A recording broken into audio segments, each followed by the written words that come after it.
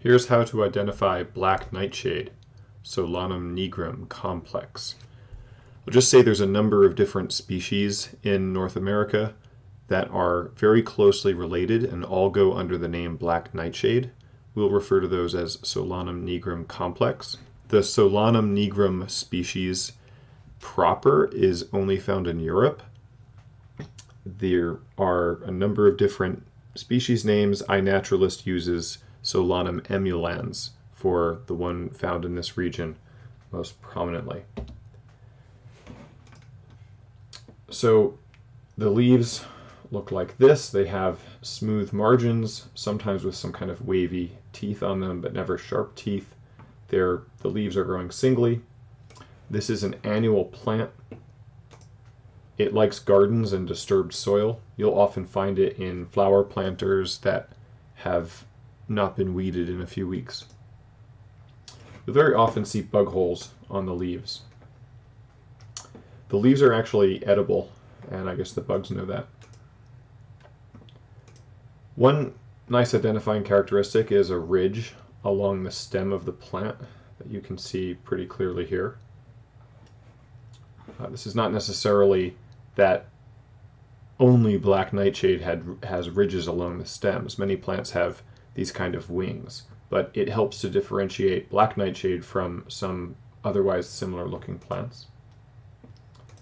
The undersides of the leaves may have a purple underside to them. This doesn't always happen, but especially young leaves, it can look even iridescent purple or black.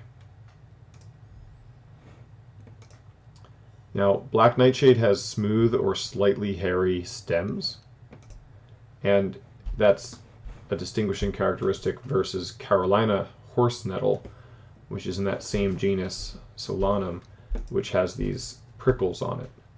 Now, you'd be unlikely to actually confuse these two in the field because Carolina horse nettle has yellow fruit.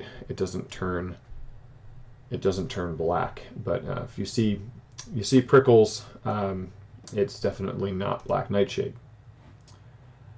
The most important distinguishing characteristic of black nightshade is this calyx. So these little leaves here are modified leaves called sepals that are behind the flower. And when the flower falls away, these sepals remain here and the fruit grows in front of it. And those 5 sepals that kind of fuse together is called the calyx.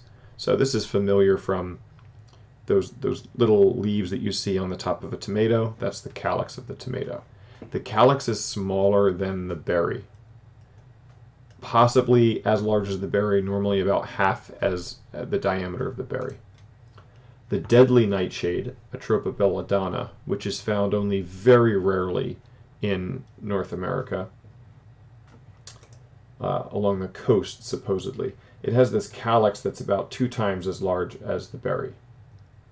There's a number of other features that distinguish deadly nightshade, such as purple flowers, its leaves not having bug holes very frequently, and I don't know about that ridge along the stem. I've never actually seen a deadly nightshade.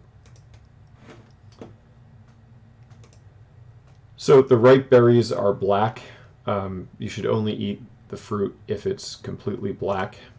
This one here is not quite ripe. You see it still has some kind of green striping on it. Even after they turn black, they do get more ripe over time, and eventually they'll fall off. And the ease with which the berries fall off the plant seems to also indicate somewhat their ripeness. As they get riper, they start to taste sweeter. This is what they look like when underdeveloped. So for more information on black nightshade, I'd refer you to Sam Thayer's Nature's Garden, and there's botanical information and keys in the Flora of Virginia.